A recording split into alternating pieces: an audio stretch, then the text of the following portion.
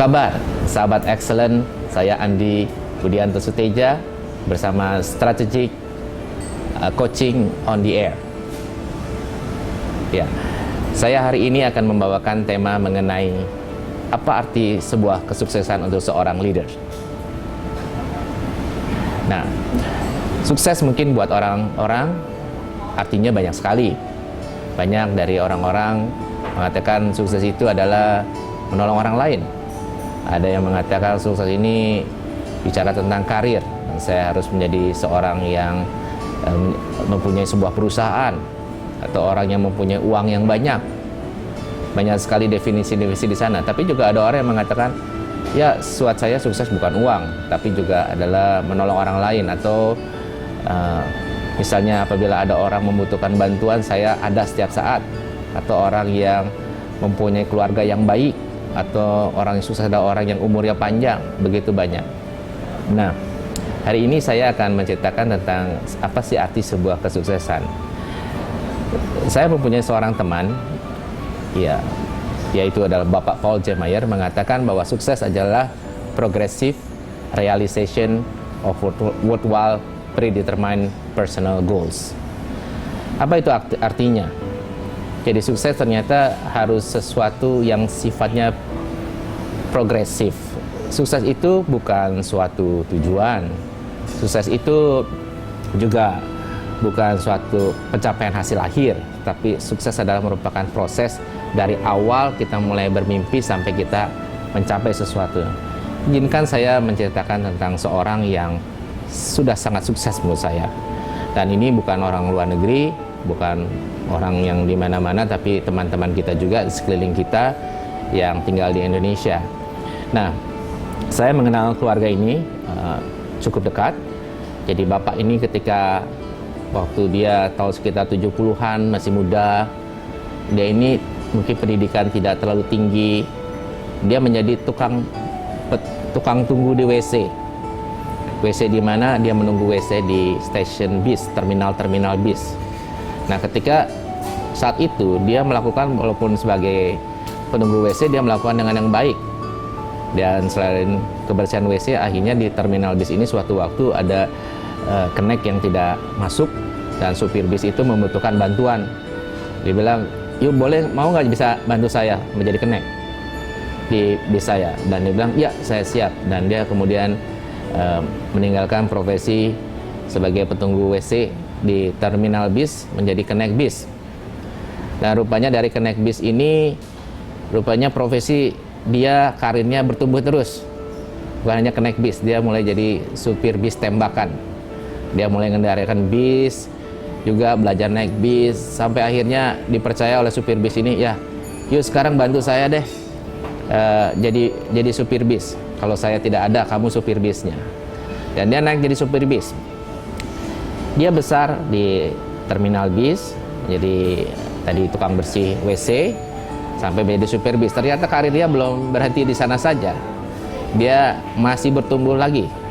Rupanya dia bertemu istrinya. Istrinya itu ternyata penjual tiket bis malam. Ya, akhirnya dia karena besarnya di lingkungan bis, kerja di lingkungan bis, ketemulah pacarnya juga di terminal bis, penjual tiket bis. Akhirnya mereka menikah. Dan setelah mereka bertemu, ternyata pasangan ini akhirnya menikah. Nah, ketika itu menikah, mereka sekitar tahun 81 mereka menikah. Dan akhirnya mereka memutuskan suami istri ini untuk menabung, karena mereka punya goal. Istrinya tukang tiket bis, dia supir bis. Dia bilang, mari kita mulai menabung. Kita rencanakan agar anak-anak kita nanti kelak sekolahnya di luar negeri, mungkin S2 sampai di sana. Mereka punya harapan demikian. Dan untuk orang yang seperti ini, mungkin sekolah anak-anaknya di luar negeri seperti membayangkan manusia terbang ke bulan, satu mimpi yang terlalu besar mungkin ya. Tapi bapak dan ibu ini komit. Mereka berdua mengatakan, let's do that. Apa yang terjadi? Istri ini selain menjual tiket bis, dia setelah menjual tiket bis malam, dia menjual juga nasi bungkus di pasar di Solo. Dan kemudian di Solo ini setelah dia menjual nasi, pagi-pagi dia menjadi guru SD. Satu satu kegiatan yang luar biasa, capek mungkin ya, tetapi mereka ada satu goal yang mereka capai, anak-anaknya harus sekolah di luar negeri. Dan suaminya akhirnya yang tadinya menjadi supir bis ini, karena istri bilang, "Mas, jangan jadi supir bis terus dong." Ya, tapi juga supir bis malam kayaknya kalau di antar kota kadang-kadang katanya pacarnya banyak. Jadi Bapak berhenti aja deh. Lebih baik jadi supir antar jemput. Akhirnya Bapak ini menjadi supir antar jemput. Jadi kalau orang sudah sampai di terminal, dia antar jemput lah sampai ke rumah-rumahnya. Dan mereka menabung uang cukup serius, dan akhirnya pada waktu tahun 91 mereka bisa berhasil membeli sebuah bis. Ya. Dan bis ini namanya Rosalia Indah. Dan bukan hanya itu, sampai sekarang mungkin tahun 91, sekarang sudah 2013, ternyata bis ini sudah lebih dari 300 buah bis, dan mereka ada usaha rumah makan, SPBU, travel agent, dan lain-lain. Dan anak-anaknya tiga-tiganya lulus sebagai lulusan S2 dari perguruan tinggi dari Australia. So, sukses adalah sebuah kegiatan yang progresif. Bapak ini belum berhenti begitu dia anak-anaknya mencapai apa yang mereka inginkan, lulus S2. Ternyata mereka ingin lagi lebih, yaitu sukses itu harus terus berkelangsungan. Jadi sukses itu bukan, wah sudah tercapai, sudah selesai dan selesailah. Tapi sukses juga hasil realisasi. Sukses adalah progressive realization, jadi harus direalisasikan. Kita sendiri yang harus bekerja.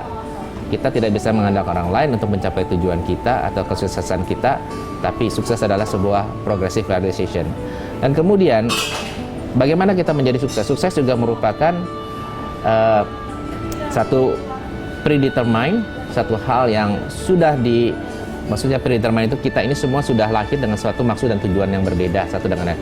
Sehingga kita harus menemukan apa sih yang harus kita capai. Kita mesti menemukan tujuan hidup kita.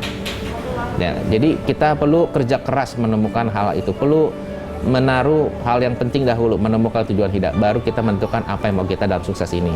Dan sukses progressive realization itu juga bukan hanya worthwhile, tetapi juga harus berdampak ke semua area kehidupan. Banyak orang mempunyai konsep yang sukses tentang banyak orang yang mempunyai konsep yang salah tentang sukses, karena mereka mengatakan bahwa sukses itu adalah bicara tentang harta atau keuang. Memang uang penting, semua orang butuh uang. Tetapi uang itu harus punya makna. Untuk apa uang itu? Saya sudah punya uang, sudah mencapai uang $1 juta atau berapa. Tapi uang itu untuk apa nantinya? Kalau saya nggak tahu uang itu untuk apa, maka kita tidak mengenal arti sukses sebenarnya. Jadi misalnya seorang ingin mempunyai, seperti Bapak yang tadi, Bapak ini ingin mempunyai anaknya untuk bisa sekolah di luar negeri. Akhirnya dia bekerja keras, dan uang itu dia gunakan agar supaya bisa membiayai anak-anaknya untuk masuk dalam perguruan tinggi. Bukan itu saja, ternyata dia untuk expand, dia juga satu orang yang cukup rohani, di mana dia menyumbang kepada gerejanya, atau dia juga menjadi orang yang juga peduli kepada orang lain. Sehingga apa yang dia lakukan khususnya ini memberikan dampak kepada banyak orang, bukan hanya bagi dia saja. Kemudian juga orang yang sukses, orang yang itu juga harus memperhatikan bahwa sukses itu bukan hanya untuk saat ini.